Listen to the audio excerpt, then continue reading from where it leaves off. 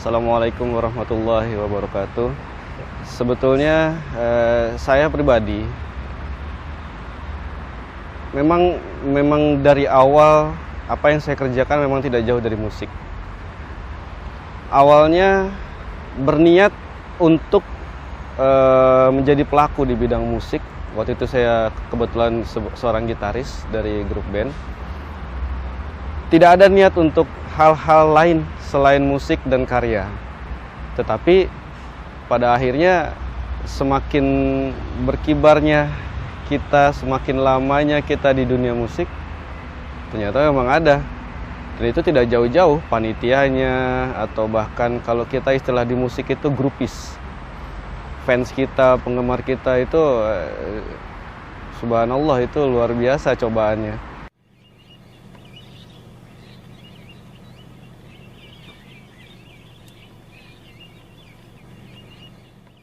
Dan akhirnya pun yang namanya dunia malam di kalangan musisi, kemudian juga narkoba, kemudian juga minuman-minuman alkohol, yaitu menjadi sesuatu barang yang biasa, sesuatu yang umum sekali ditemukan. Keterlibatannya dunia malam, narkoba, dan alkohol itu sangat berat sekali. Sampai akhirnya banyak teman-teman kami yang tidak bisa lepas dari jeratan ini.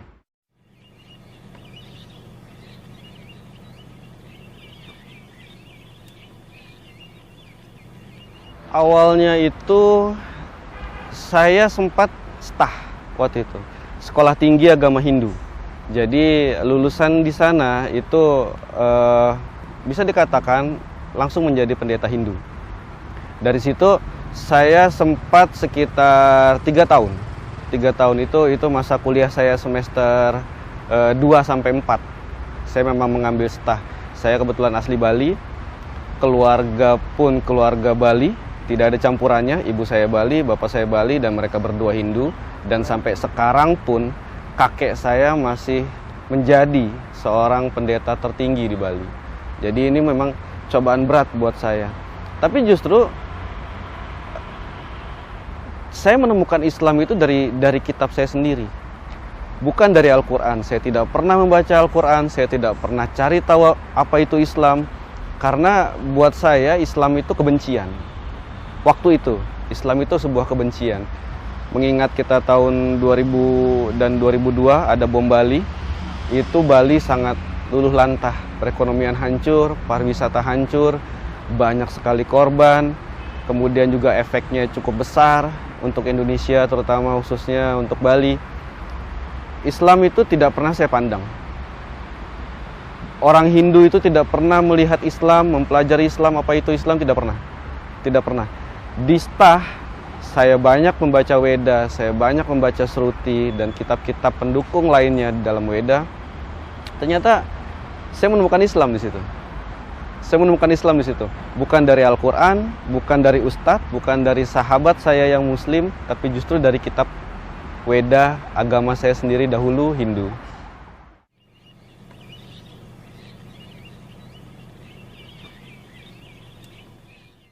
Pertama, di Weda ini yang paling penting di Weda, yaitu kalau kita bicara dengan orang Hindu atau orang Bali, pasti mengenal yang namanya Kalki Awatara.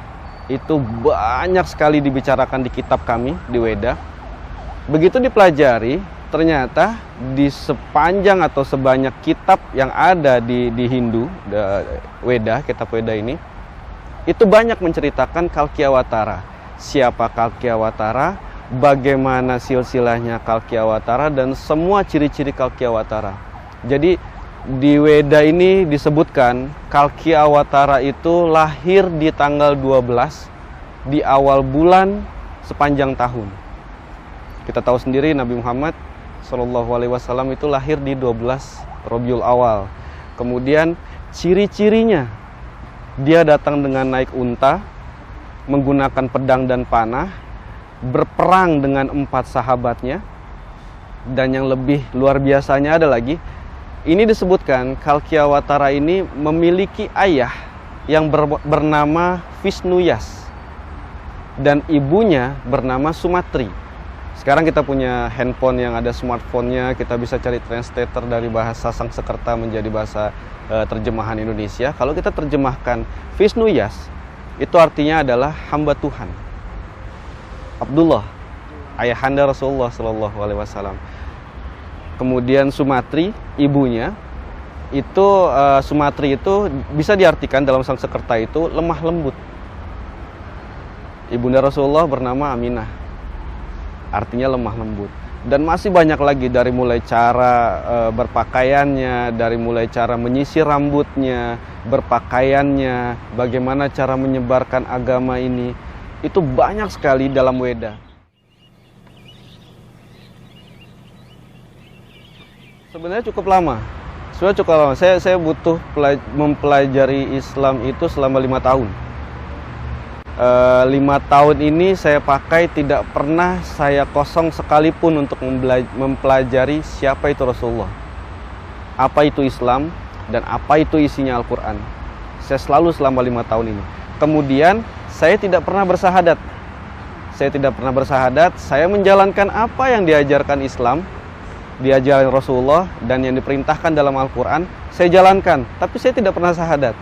Dan Alhamdulillah, saya bertemu dengan Mu'alaf Center Indonesia, Darussalam. Kemudian saya disahadatkan, itu tepat sekali pada kedatangan Dr. Zakir Naik di Bekasi. Dan disitulah saya bersahadat. Pertentangan banyak sekali. Pertama, tidak jauh-jauh keluarga. Kakek saya pendeta tertinggi di Bali, pendeta Hindu tertinggi di Bali. Keluarga saya memang keturunan pendeta yang agamanya kuat, yang tata cara semuanya dikerjakan secara Hindu.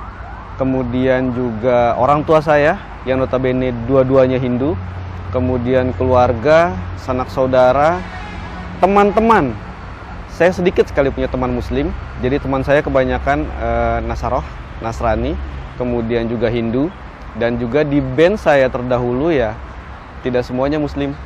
Jadi memang pertentangan banyak sekali. Banyak yang bertanya, mungkin Dewa hanya main-main saja, mungkin Dewa hanya coba-coba saja, mungkin Dewa lagi bingung, lagi sesat, tidak ada yang pelajari, macam-macam. Tapi saya menunjukkan pada mereka, walaupun saya seperti ini, insya Allah saya bisa istiqomah di dalam Islam dan mempelajari Islam dengan baik, insya Allah. Saya sudah tidak dianggap anak, saya mungkin dijauhkan oleh keluarga saya. Lingkungan saya di Bali, saya menetap di Jakarta sekarang, banyak pertentangan, terutama keluarga, karena keluarga yang paling besar. Saya punya besar sekali keluarga, dari ayah, ibu, ini memang keluarga yang sangat besar, dan hampir semuanya menentang untuk saya ke meluk Islam seperti ini.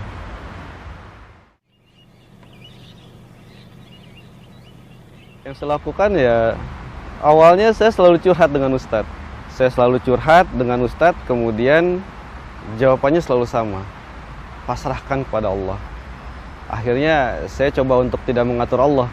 Saya lepaskan semuanya, biar Allah yang mengatur, biar Allah yang membawa saya ke arah mana, biar Allah yang memberi saya apa yang terbaik buat saya. Dan itu saya kerjakan sampai sekarang.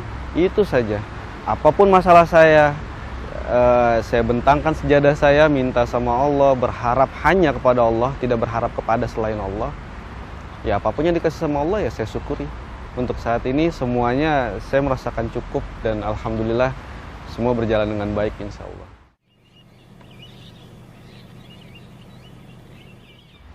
Saya masih banyak belajar tentang Islam, saya masih banyak belajar tentang ibadah. Tapi satu hal yang saya tahu menurut Ustadz yang selalu mengajari saya, memberi pencerahan kepada saya, yaitu tentang sholat.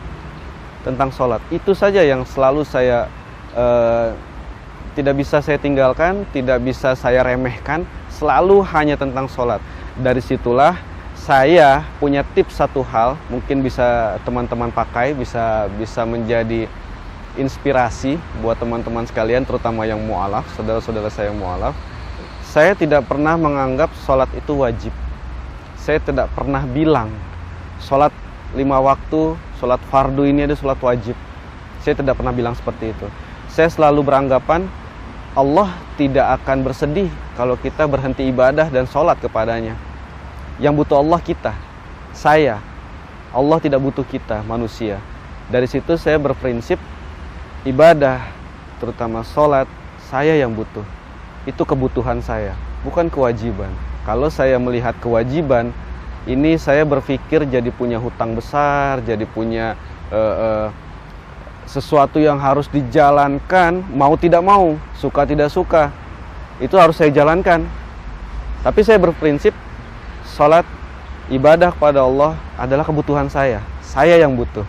Bukan Allah yang butuh saya, tapi saya yang butuh. Insya Allah, kalau kita berpikir kita yang butuh, kita yang mencari Allah, bukan Allah yang butuh kita, insya Allah kita tidak akan pernah meninggalkan ibadah kita. Karena kita yang butuh, bukan kewajiban.